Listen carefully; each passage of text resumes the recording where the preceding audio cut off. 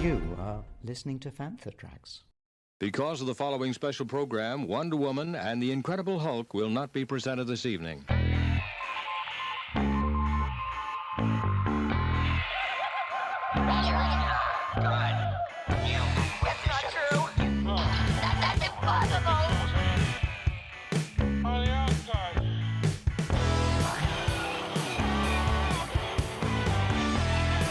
It's time to get all your Star Wars news in a single file. This is Making Tracks. Here are your hosts, Mark Newbold and Mark Mulcaster. That's not true. That's impossible. You're listening to Making Tracks. This is episode 137. I'm your co-host, Mark Newbold, and joining me today is a man who, well, I don't think I've ever asked you, Mark, do you hate sand? Yeah, because it gets absolutely everywhere. Give me the choice, either the beach or by the pool. I'm by the pool every single time. How about yourself? Absolutely the same. I hate sand.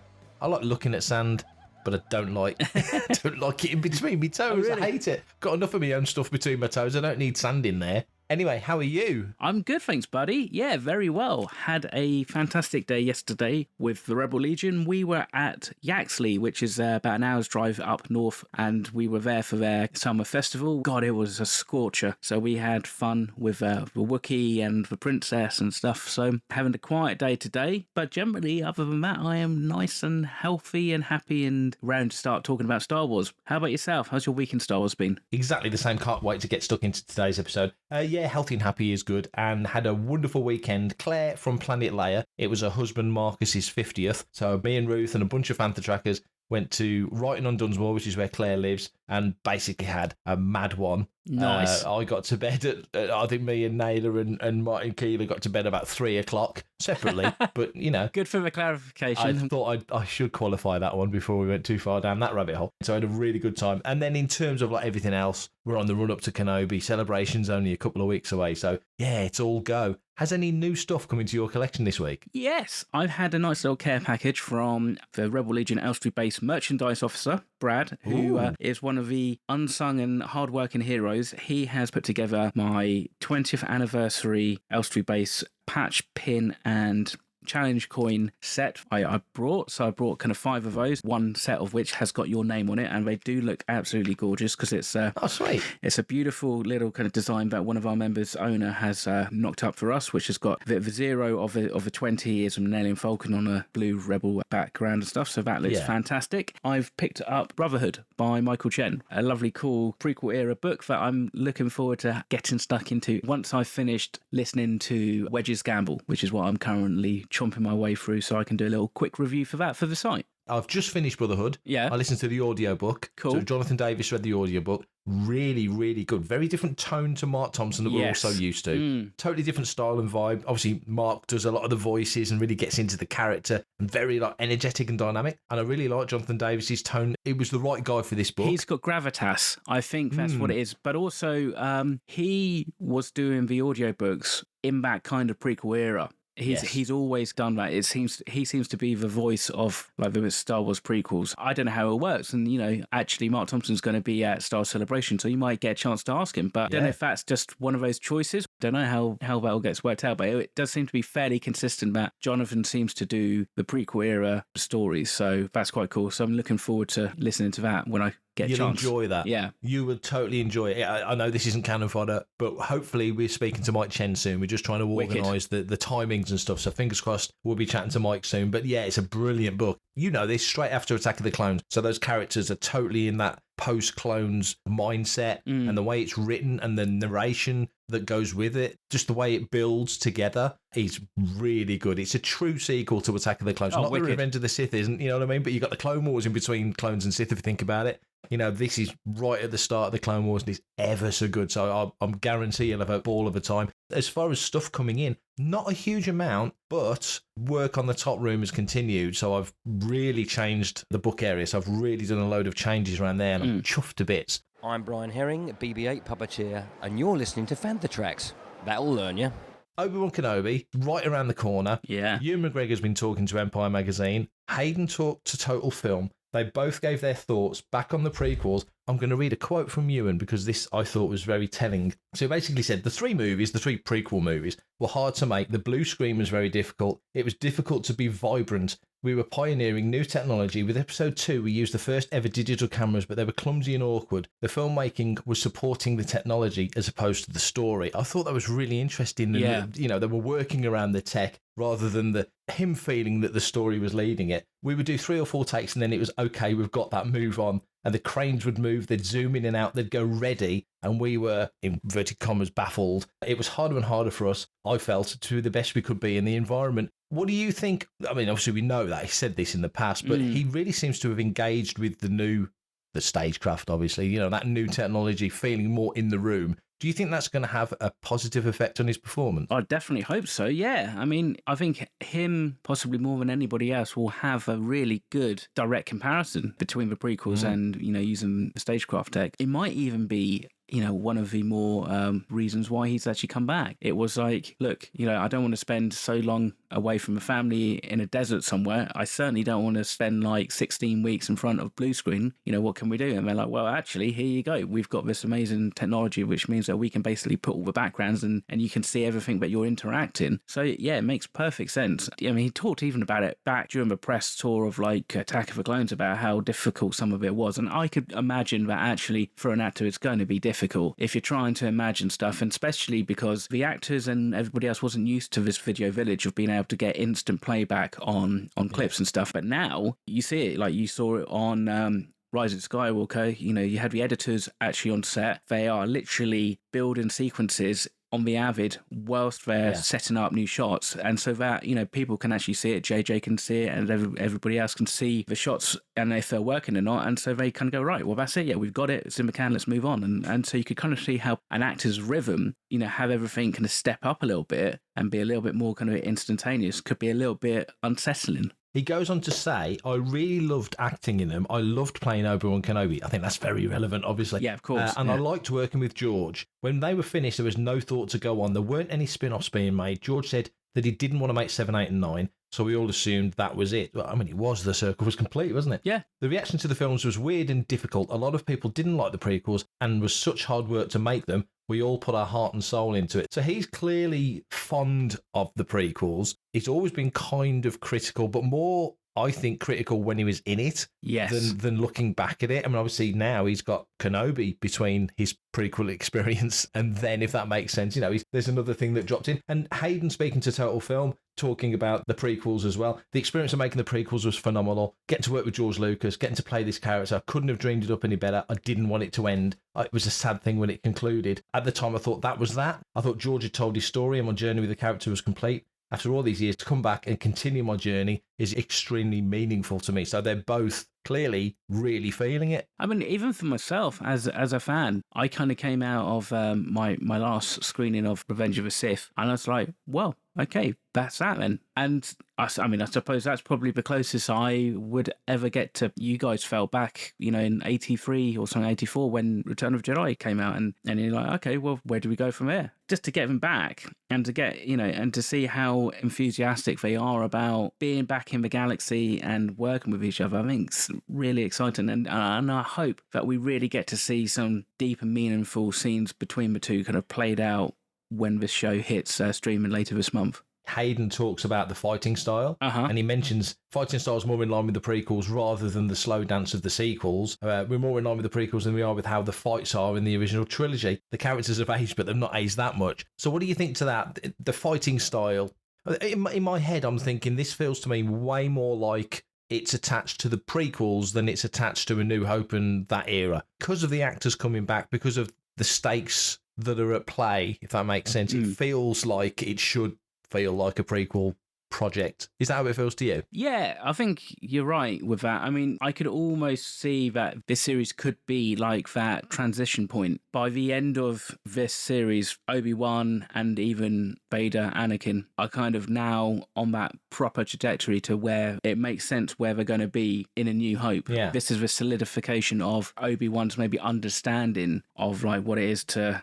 protect Luke, or, you know, his sacrifice and what he needs to do on Tatooine, rather than maybe go off planet, for instance. Potentially, it could be the fact that, you know, he realizes that actually, yeah, he's got to sit out the fight a little bit. I think it would be a bit jarring if we had Ewan and we had him against Vader, and suddenly we've gone to like a 1977 style of lightsaber dueling. I think, like Hayden says, will be kind of like closer to the prequels, but I would imagine we're going to join the dots a little bit, because this, like you said, it's slap bang in between the end of Revenge of the Sith and A New Hope. So you'd kind of like to think that this is just where you join the bow together and everything just flourishes. True. And speaking of that, Ewan, going back to Ewan in the Empire magazine, talks about where you kind of find Kenobi. He says, I really think taking the character to a broken place at the beginning of the series and then having it be a series, having hours to tell the story, the way it sits between 3 and 4 is really satisfying. It's basically what you just said. Yeah. We get to see Obi-Wan without his power. He's out of the game. He's totally rusty at the beginning, and he has to make the decision of whether or not he's going to try and get back to where he was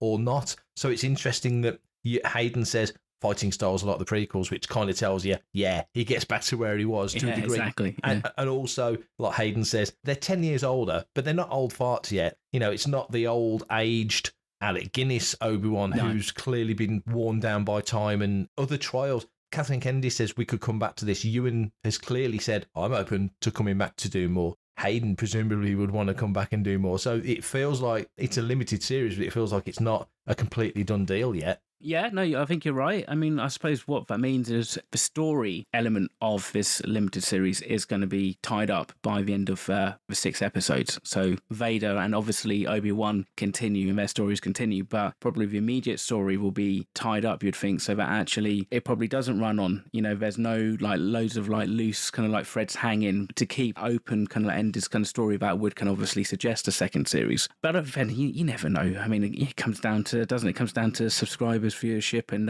how popular it is. If it's absolutely like blows Stranger Things, which I think comes out the same weekend, completely out of the water, you think that probably sooner rather than later we might see another Kenobi series. And just finally on this topic, Ewan again, I really saw it when Hayden walked on the set for the first time. There were hundreds of people standing behind the cameras. First time Vader comes down the street, so many people were there to actually see it with their own eyes. And the killer line, my appreciation for the whole world is different than it used to be. So clearly he's come back into it. All the things we just talked about, all the things that he's mentioned and Hayden, all has coalesced into it being a very positive experience. I think you're right. I think there's no reason why there wouldn't be more Obi-Wan Kenobi, but it's all about the numbers, isn't it? Let's see how the numbers do when it lands on Disney Plus on the 27th of May. I'm Gareth Edwards, and you're listening to Fantha Tracks Radio. Celebration news. Thursday, the 26th of May, we'll see the Bash, Star Wars Celebration 2022 Bash, which is One Galaxy, One Goal, bringing 7 clubs together at the Anaheim Marriott Platinum Ballroom from 8 till late.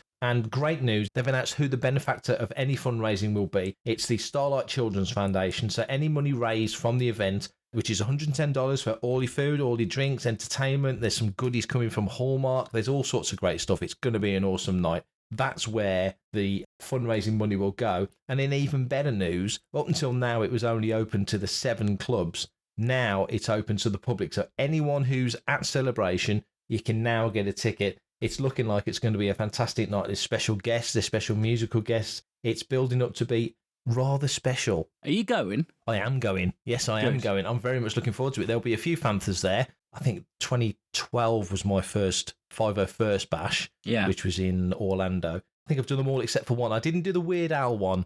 I wasn't mad keen on spending 100 and whatever it was dollars just to see Weird Al. Yeah. So I didn't bother with that one. I think it was Orlando, so I wasn't so fussed about that one. But I've done all the others. Oh, cool. Yeah, you'd know better than me because you're a member. When you end up hosting a celebration in your town, so if you're the base commanding officer or the garrison commanding officer, it kind of becomes a bit of a big responsibility, because ultimately the bash is the big important thing. A lot of people do, hang their hats on, coming to the bash and stuff. Last time at Celebration Europe 3 in London, we hired out Madame Tussauds, so that was fun, pretty stressful, I have to say. I think the biggest thing that we'd ever tried to organise, anyway. Yeah, that was a big one, wasn't it? That was a big one. But, it went off, I think, pretty much without a hitch. Admittedly, the Madame Tussauds staff weren't expecting for us to get through the beer quite so quickly. Right. But like I keep reminding people, it was just a blip. All that happened was they'd run out of what they had up at the bars, so we just had to get more stuff up. It's not like we drunk the whole place dry. So, There were some Budweisers left. Not many. Exactly. Yeah. It's fantastic. And yeah, you've got like Darth Elvis and, the Force Capacitors and DJ Elliott and Atomic Blonde playing and having sets and stuff. So there's a 20-item silent auction, I believe. So those auctions tend to have some really cool stuff. So if you're going, have a look, make sure you spend some time to kind of peruse what is on offer, because you never know, you might even walk away with something really fantastic. It's going to be an awesome night. Can't wait. Celebration's always fun. 26th of May, 8 till late, Anaheim Marriott Platinum Ballroom, the Bash 2022, and it's going to be a rocking night. Hey man, it's me, Kevin Smith, a Star Wars fan, Fantha Tracks fan. So Sunday the 8th of May saw a whole bunch of Fantha Trackers go all the way up to Blackburn for Star Wars Fan Fun Day. We had some great conversation and chats with 10 different guests. Last week we heard from Charlotte Louise. This week we're going to sit down and listen to the wonderful details. So here's the first part of our chat with details from The Force Awakens, Rogue One, The Rise of Skywalker and Solo: A Star Wars Story. So we're here at Star Wars Fan Fun Day and we're at Blackburn. I keep wanting to say Burnley, but we're not in Burnley, we're in Blackburn. And I'm sitting next to Details, my old buddy. How's it going? Dude. Man, this is my first one. Yeah. This is my first one. And I was scared about doing the bigger ones. It's just a bit overwhelming. And people have been messaging me about this event for quite a while. Yeah. And just saying, it's going to be it's a bit more family orientated, it's a bit more relaxed. Yeah. And I'm just like, okay. And it just so happened to be on the table for consideration. When Warwick and family pulled out, I hope they're well. And then it came by, I said, D, do you want to do it? Yeah. And I was just like, okay. Yeah. You don't really know what you're saying yes to, but I had a vague idea, and last night we had a beautiful dinner. Dinner was awesome. Yeah, met some lovely people. Yeah. And today's just been amazing. It's like this room is just... It's filled with things that I want in my house. And it's just so close to the tables, and you're getting the whole families and the kids walking by and they're all dressed up. And they're all happy to talk about Star Wars. It's just lovely. It's one of those shows that's been going on for years and years, and as I say, it used to be in Burnley for like the past sort of 12, 13 years, whatever it was, and now it's in Blackburn. And I've been coming for years and years, and it's exactly the same as it was before. Right. So they've kept that authentic atmosphere. It's very cool. And you're seeing this for the first time, so... Yeah. And there's Matt taking a picture. Hang on, wait. Take another one. We're doing this live, right? But okay. No, don't. No, that will go nowhere. Right, I pretended I was singing. Perfect podcast material, taking a photograph, like Venturelli Chris on the radio. So how many shows have you done in general? Is this really like ground zero for you? This is the very first one. I mean, I did a private signing, which is slightly different, which was for Support Dogs UK charity. Right. But this, I mean, I've been at events like these with you guys, right? Just not under any invitation, but just coming to hang out. And this is the first one.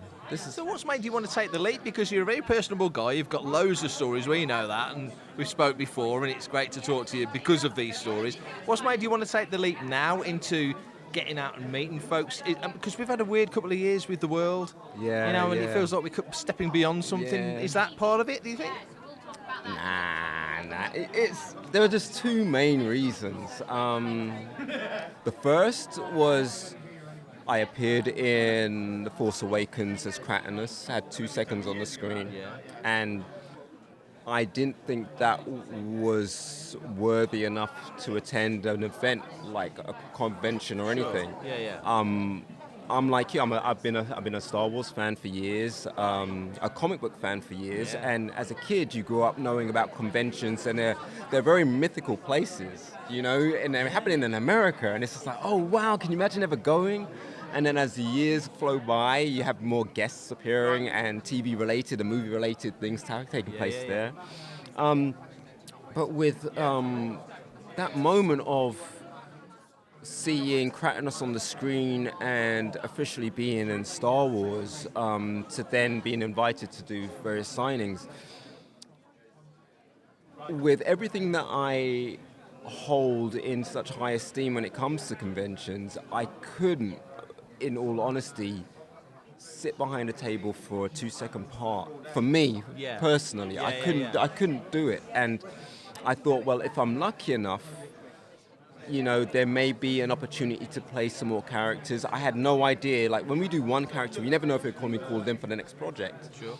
And lo and behold, during that whole period, I had a phone call from Neil talking about Rogue One. Yeah. You know, so I'm like, okay. And then it was a bigger thing. It was K2S. It was going to be K2SO, or Con was going to be K2SO. And so I was being prepared for this part and this big long role. And then something else beautiful happened. I got to be a part of this development thing with ILM. And you know what? I actually appreciate, because of the situation, I think I really appreciate it more than if I had gotten K2SO. Yeah. I mean, I'd seen behind the scenes things with Phantom Menace. Yeah. And I saw Jar Jar. Yeah. Ahmed. And I thought, whoa. Yeah. I could do something like that. That would be amazing if I could. And at the time, I wasn't doing anything feature performance related, or I didn't think I was. And I just thought, wow, just to be a part of that creative process. And then you get to see other things where they're trying things out or they're testing things out. Yeah. And you're thinking, even if I'm not in a movie, I'd like to be a part of that process. And then I get both of those things in this thing. So my thing, when they changed the character, I was just like, can you, it's like, do you still need me in the whole picture? And they said, yeah. And I was just made up. And so that large role turned into another 2-second role, part on the screen. Even that wasn't during an action scene. That was in downtime, and the kids rushing over to come and see me and hang out because we were speaking before. Yeah.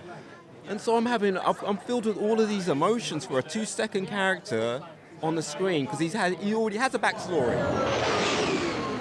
Great news for people who are at Celebration, but also people who aren't at Celebration. The Celebration live stream is back. Star Wars Celebration Live, it's back again, and there's some familiar faces coming back that we haven't seen for quite a while. We've got Andy Gutierrez and Anthony Carboni from the Star Wars show are back. Christina Ariel from the Whole Republic show is there. Hector Navarro's there. Jordan Hembro's there. And Kristin Baver from This Week in Star Wars. So it's going to be an interesting live stream. Will you be trying to follow as much as you can from afar, Mark? Abso-freaking-lutely, yeah. Because I haven't had the opportunity to go to an American Celebration. I've hung my hat on the Star Wars Celebration live stream because ultimately you get the best seats in the house for some of these panels. I think even if I was there, I would still be trying to stream some of those panels onto my phone and that just so I could watch stuff, because you know what it's like. You can't be everywhere at once. Once upon a time, you used to be able to queue up overnight and you sleep out, but then you pay for it for the rest of the weekend. But now you don't have to if you don't want to. Yeah. If you don't get your tickets in the lottery or something like that, you can just live stream it, and so it's great. There's going to be 6 hosts, so that's quite fun. We've got Anthony Carboni and Andy Gutierrez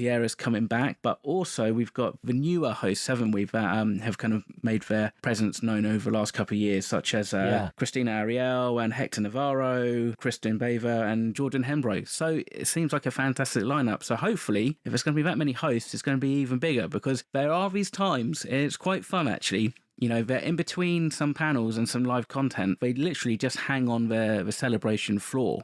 And sometimes it can feel like it's for like 10-15 minutes, and you just get to almost experience and see who's popping in. And I think a couple of times you've kind of reared your ugly head on the feed. I mean, because to be fair, let's be honest, it's not hard to miss. You're not exactly like small and petite. So what are you trying to say? The most infamous one, it was when Kathleen Kennedy was being interviewed on the Star Wars show. And I think it was Matt Martin, or one of the Lucasfilm crowd, sort of says, "Oh, can you just sort of stand here and stop people from walking in?" And there's a shot of Kathleen Kennedy, and then just behind her, over her shoulder, you can see me, sort of trying to look like I was meant to be there, and feeling completely like I shouldn't have been. Yeah. So if I ever get the chance to show her that picture, that would be quite weird. I'd look a weird stalker. I was looking the wrong way. Yeah, you do, because you were basically checking out Kathy's butt for most of that VT. For everything in one location, Daily news, reviews, interviews, podcasts, video, and social media feeds. Bookmark FanthaTracks.com for Star Wars news 24/7, 365.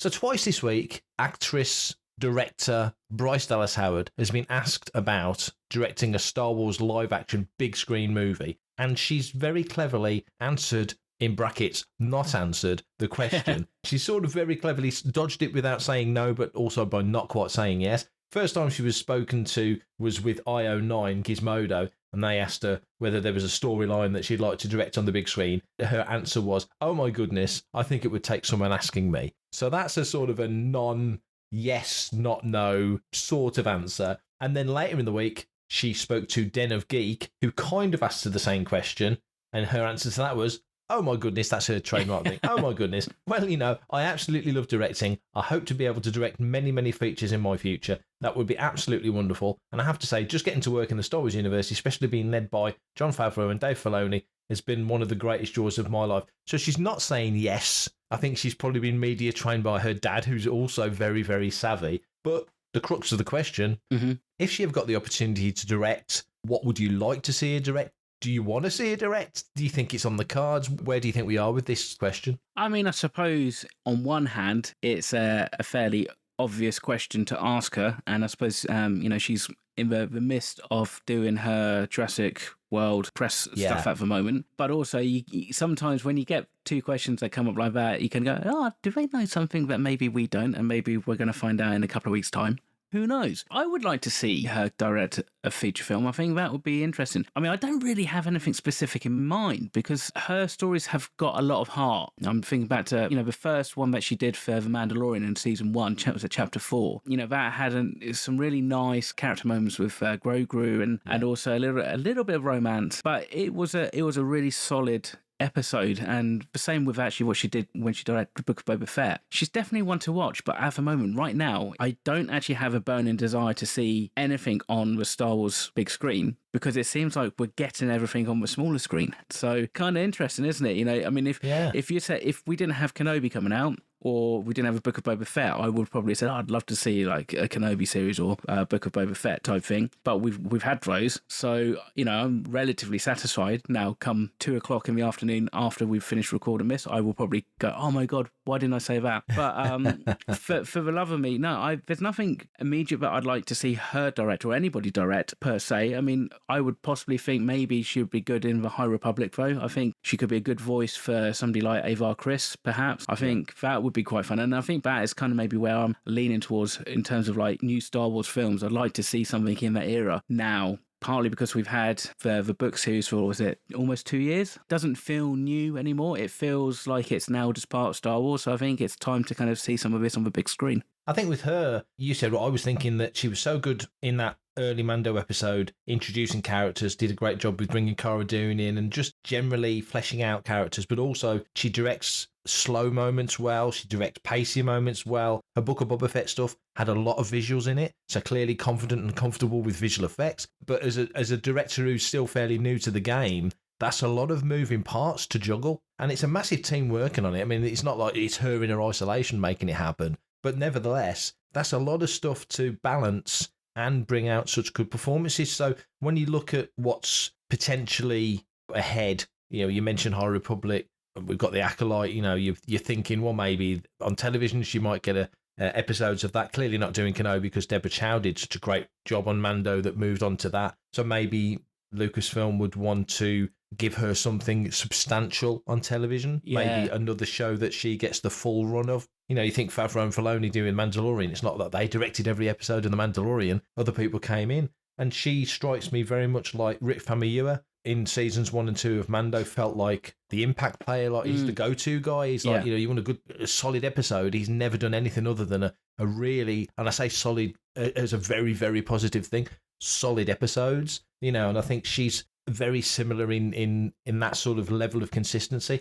As for big screen stuff, oh, hell yeah. I mean, I don't know either. I don't know what I'd want to see her do. It's interesting to see. I think now you're right. I think the television is leading the creative flow of what Star Wars is in live action in front of a camera. rather than the films dictating the television, which the films dictate Obi-Wan because Obi-Wan should have been the third Star Wars story. The films have dictated Andor because it's a sequel to or a prequel to Rogue One. It feels like because of the success on Disney Plus, what comes next on the big screen, unless it's completely different and out of the park. Yeah.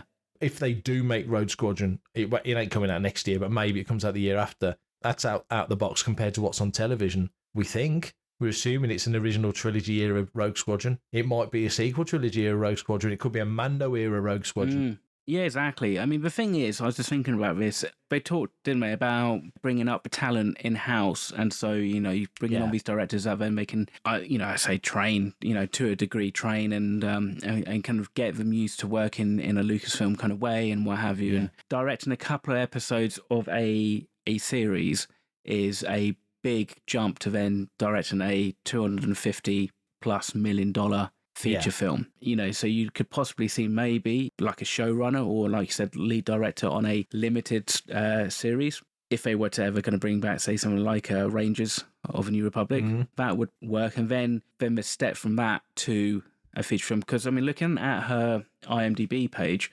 she's directed quite a few bits and bobs. She hasn't directed at a feature length thing, whereas Rick Famuyiwa, I think he's done some independent films and stuff. So at least he's worked on a more of a long form kind of format as it is. But then, for instance, I guess it all comes down to not only are they a good person and are they able to direct, but are they creative enough? Are they able to kind of, like with Star Wars, bring out really interesting set pieces and create and develop things that we haven't seen before in Star Wars, which of course, the further we go down, the road, the less and less of that kind of stuff there will be. So you've got to really start to think outside the box a little bit. And I think she might be a little bit like her dad in that she's a safe, reliable pair of hands, but maybe isn't necessarily going to be quite like the most sensational kind of like, out of the box director. I could be wrong, but that's that's my take on her from what I've seen. And I've literally actually only the other day finished for Sky Cinema a Jurassic World kind of like 40-minute special thing. And so she's in it. And you could see even when she was in the gallery to how she's talking about Jurassic World, she's talking more as a director rather than an actor. And I think that was something that was quite interesting. You could kind of see that, her head is more in that kind of directorial space rather than kind of as an actor making that transition. It's quite telling that now we kind of think of her as an actor-director at least. And it feels, even though it will be criminal to not see her on the screen as much, it feels like, she's moving to the other side of the camera. And that's clearly the focus. You mentioned a dad. Obviously, he's going to be a massive influence on her because they're close. And why wouldn't you want to be influenced by Ron Howard? I mean, one of the great Oscar-winning directors. Exactly. I think you make a great point about Rick Famuyiwa, how he has directed longer form stuff and she hasn't. But let's be honest, Lucasfilm hasn't got the best record post-Force Awakens of nailing it with directors. That's not a contentious, outrageous thing to say. I think they'd admit they've dropped the ball numerous times, but it just feels like they've got a diamond here. They found it with Deborah Chow and they've moved her on to do Kenobi, and maybe she'll be the first female director to step up ahead of Patty Jenkins to do a big screen film, because it feels like if Kenobi's as good as we hope it is, it's like, well, why wouldn't you? And now Bryce, she keeps being asked. Maybe that's the next progression, is maybe the similar thing to Deborah, like we just said, give her a longer form series, give her the whole thing. It's not a 2-hour movie. Deborah Chow's not directed a 2-hour movie. She's directed 6 40-minute episodes. That's like, it's not making a trilogy, So there's a lot of content to juggle and balance. Cast your mind back to that golden happy time for 2 or 3 or 4 days before The Last Jedi came out. And, Kathy Kennedy came out. It was like, oh yeah, Ryan's absolutely amazing. We love him. And we want him to work on like 9 and other stuff. Would you prefer any decision made on, say, Deborah Chow, for instance, be held after we've seen the whole of the Kenobi series, rather than kind of rush some announcement for Celebration? I'm kind of thinking with the Book of Boba Fett, the first kind of episode or 2 episodes are pretty good. Not probably as strong as lots of people hoped, but then I think by the time it kind of got to the final episode, I think it kind of really come off a boil. And so you kind of feel like, well, we need to, let's not just make a decision based on 2 episodes, because those could be the 2 episodes which are fantastic. If Vader's in the first 2 episodes, but then he's not for the rest of the series, and it's just then Obi-Wan walking around with Rue, his EOP, and talking to himself, then it might not be the most exciting of like things to watch. So I was just wondering what your thought was on that. The Last Jedi comparison, I think, speaks more to the public reaction to it. The negatives always drowns out the positives. It always does. Generally, we don't celebrate good news. But nevertheless, yeah, if they could look back and redo that time period around Last Jedi again, they would pause and wait before the film would come out and there was some reaction to it and then make their decision and why. So in terms of this, with Deborah Chow, we've heard nothing negative, but by the same token, we've seen nothing, have we? We've seen a couple of minutes of footage. Yeah. And so Book of Boba Fett's a weird example because that whole season is so patchy. The one thing about Mando that's admirable, I think, is no matter who's directing it, every episode from like chapter 1 to chapter 16, there's a very, very consistent feel to it. The look of it, the music, the editing, just everything about it feels really consistent, no matter who's directed it. And you get little quirks and tweaks and changes because of who's directing it, but it all feels very much within that Mando style, which is a big thumbs up. Book of Boba Fett was like all over the shop. So to your point, yeah, if you'd made some grand announcement after episode 2 or chapter 2 of Book of Boba Fett, and then you get to chapter 7 and the public reaction was, that was okay, then you might have jumped the gun a little bit. With Bryce, what we've seen so far has been really, really good. Same with Deborah Chow. But yeah, for both of them, if they're going to move on to another limited series or certainly to the big screen after whatever Patty Jenkins does, and what's the Kevin Feige thing going to be? Is there going to be a Ryan trilogy? Whatever else it will be, it feels like it's going to be, where are we now? 2022. It feels like whatever Bryce might do or Deborah could potentially do is years and years away. And of course, Star Wars films take years to plan. We know from the past few years that the guys right now are working on stuff we're not going to see till 2025, 6, 7 at least. So that's no big surprise. There's probably conversations ongoing, and she's just very media savvy at batting the question away in a charming and disarming way. Fantatrax. So earlier in the episode, we caught up with details for the first part of our chat, and here's us going back to Blackburn for Star Wars Fan Fun Day on Sunday the 8th of May to talk with Dee a bit more about his Star Wars journey. I've got more and more characters to perform, from Last Jedi to definitely Solo. And then when the Rise of Skywalker happened, and I wasn't a part of that because they didn't have anything for me, I kind of stepped back and thought, well, okay, well, so Solo was my last piece for Star Wars. And not only was I told, Lucasfilm are never really done with you, So, but for now, as things started to have a new life in America with the TV shows and things like that, I had time to kind of process the journey that I've had and the characters I've had and all these conversations that I've had on podcasts with yourself and other people. And on that level, it's been really, really good therapy. It's been really good therapy because you got to tell someone about it, and most of the time you're under an NDA.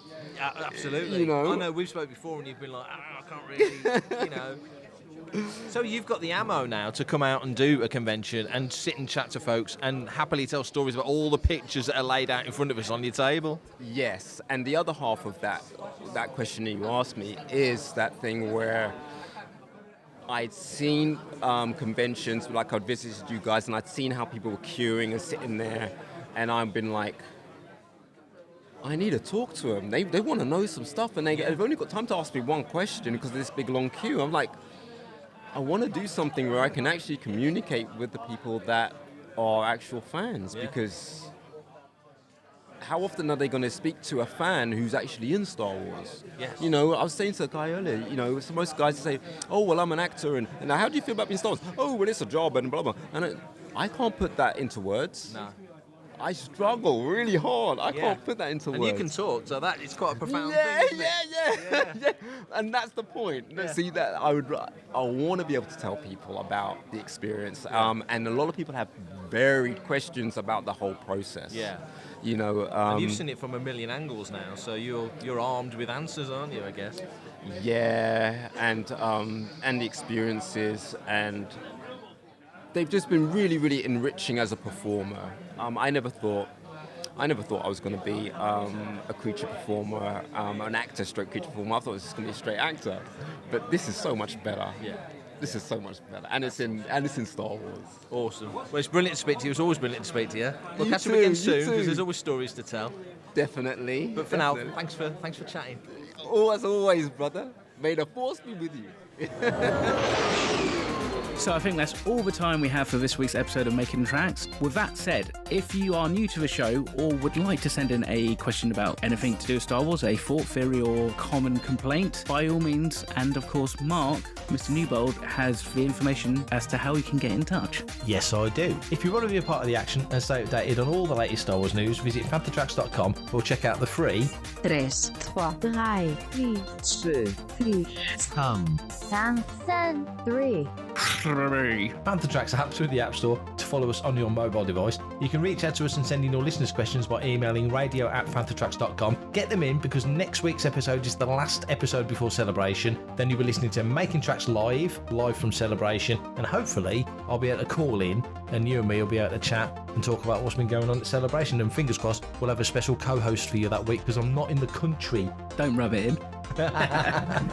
Come and like and share on any of our social media feeds at Fanthatracks, and be sure to subscribe, leave a review, preferably a 5-star one, on Amazon Music, Audible, Apple Podcasts, Google Podcasts, Spotify, or your podcatcher or smart speaker of choice. And as always, thanks to James Semple for composing the Fanthatracks intro, Adam O'Brien for our Making Tracks opening music, and Mark Daniel and Vanessa Marshall for our voiceovers. Remember, tune in to Good Morning Tatooine. It's live Sunday evenings, 9 o'clock UK time, 4 p.m. Eastern, 1 p.m. Pacific, on Facebook and YouTube. And check out Fanthatracks Radio episodes on Friday evenings at 7 o'clock UK time for new episodes of The Fantha from Down Under, Planet Leia, Desert Planet Discs, Start Your Engines, and Cannon Fodder. And that's me done for this episode. Excellent. Nice. Thanks for that, buddy. Anybody who happens to be in the Rickmansworth area next weekend, so like the 21st, there's a whacking great big Rickmansworth festival, and the Rebel Legion and the 501st UK Garrison are going to be there. So if you're there, come and say hi, get a photo with us. I'll be there, probably in bright orange X-Wing costume as always. But until then, thank you very much for listening. Take care, stay safe, and of course, may the Force be with you. Coming up next on Fantha Tracks Radio, it's Start Your Engines.